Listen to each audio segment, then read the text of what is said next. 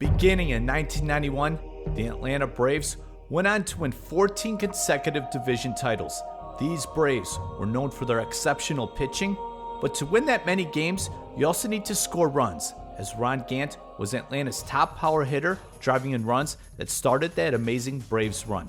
The talented Gant should have been a fixture, a cornerstone with the Braves throughout all their success in the 90s, but it didn't transpire.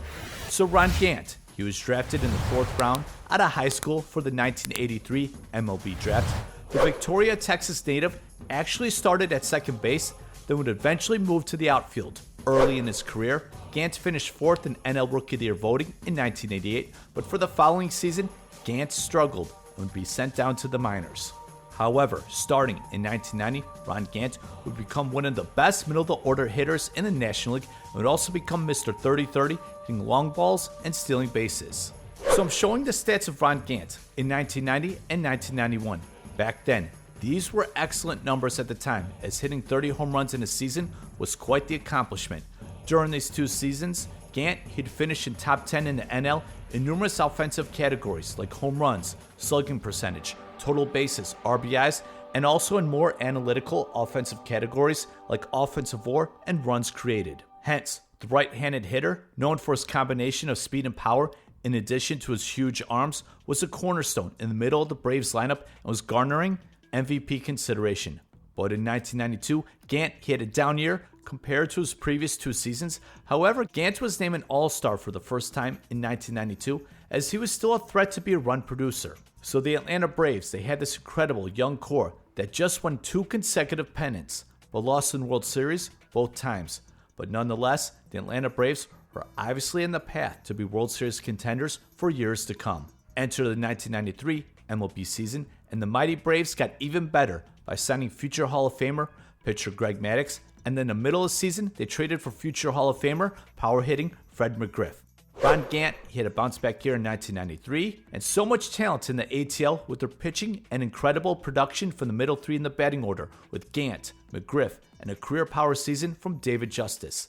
That was an incredible trio in 1993, yet somehow the talented Braves found themselves as many as 9 games behind the first place San Francisco Giants in mid-August. But nonetheless, the Braves, they wound up winning the division as Ron Gant, he came up huge for Atlanta in the month of September. Braves manager Bobby Cox said this in regards to Ron Gant in a Sports Illustrated article. He's got half the club on his shoulders and is carrying them. Fact is, I don't know if I've ever seen anyone do that. That's Mr. Clutch. So the Braves, they clinched the NL West division title in 1993 and entered the playoffs as heavy favorites against the Phillies. However, Atlanta lost to Philadelphia in the National League Championship Series in 6 games. Ron Gant, he struggled in that NLCS, batting under 200 with 9 strikeouts. But nevertheless, Gant was in the middle of the prime of his career. To avoid arbitration, the Braves, they signed Gant to a record 1-year deal worth $5.5 million, in which that record deal was probably justified. However, afterward, Gant broke his right leg severely due to a motorbike accident. At first, Gant, he was not expected to miss the entire 1994 season, but the Braves, they had a decision to make. What ensued after Ron Gant broke his right leg is that the Braves decided to release their popular run producer. This move meant that Atlanta did not have to pay Gant the full $5.5 million. The Braves, they saved around $4.5 million, as the decision to release Gant cost the Braves $900,000 due to Gant violating the terms of his contract. So for the 1994 season, Atlanta, who was so good with their player development, had options to mull into who to replace Gant with in left field. Those options included Chipper Jones, Tony Tarasco, and Ryan Klesko. It wound up ultimately being Ryan Klesko who would replace Gant in left field. Now Klesko, he'd be the left fielder for the 95 Braves championship team and would be the left fielder for the Braves for the rest of the 90s. The left-handed bat of Klesko would be a productive hitter for Atlanta. As for Ron Gant, he wound up missing the entire 1994 season and then wound up signing with the Cincinnati Reds and had a great season in 1995. But Gant, he would not really be the same player at a time when offensive numbers were exploding all around baseball. And furthermore, Gant, he wasn't the same defensive player and wasn't the same player on the base paths. Gant, now he was able to play several more seasons up until 2003. And it was strange seeing Ron Gant in 1995 with those Cincinnati Reds pinstripes and those home sleeveless jersey tops.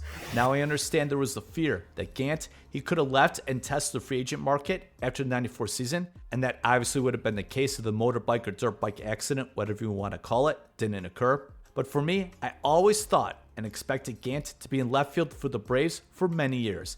In an article from the Atlanta Journal-Constitution by I.J. Rosenberg, Gant said the one thing he regretted about the dirt bike accident was that he wanted to be a Brave his entire career. The Braves with Ted Turner were considered one of the more free-spending teams back then, as I would have expected Gant to somehow remain with the Braves throughout the 90s, even though there was a deep farm system with the Atlanta Braves. But a horrible accident obviously changed that. With those early Braves teams in the 90s, I understand David Justice had the better OPS plus, and Terry Pendleton was a 1991 NL MVP. But Ron Gant is a name that comes to mind when I think about the Braves offense in the early 90s. I felt he was the most important player for that Braves offense and was the one who made the Braves offense functional, for lack of a better word. But if Ron Gant didn't break his leg in 1994, I wonder how many stolen bases he would have ended up with. But also, the prime for MLB players back then was typically from age 28 to 32. Now for the 1994 season, Ron Gant would have been 29, and beginning that season was when offensive numbers were really beginning to explode all over baseball.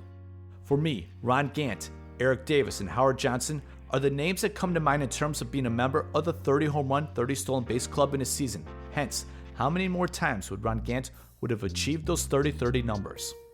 Perhaps Ron Gant was on the path to be in the Baseball Hall of Fame, and that's really hard to determine as I really don't know, but the success of the Braves would have helped his Hall of Fame case. But moreover, perhaps with his popularity, Ron Gant's number 5 might have been retired by the Atlanta Braves. Lastly, we've all done some silly things we've regretted.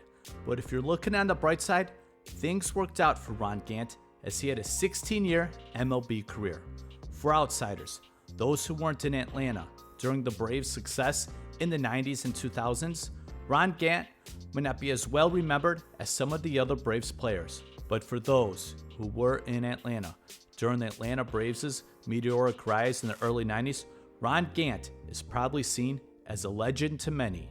In that same Atlanta Journal-Constitution article that I mentioned earlier, when asked what it meant on being part of the Braves' legacy, Gant replied, "It means everything to me.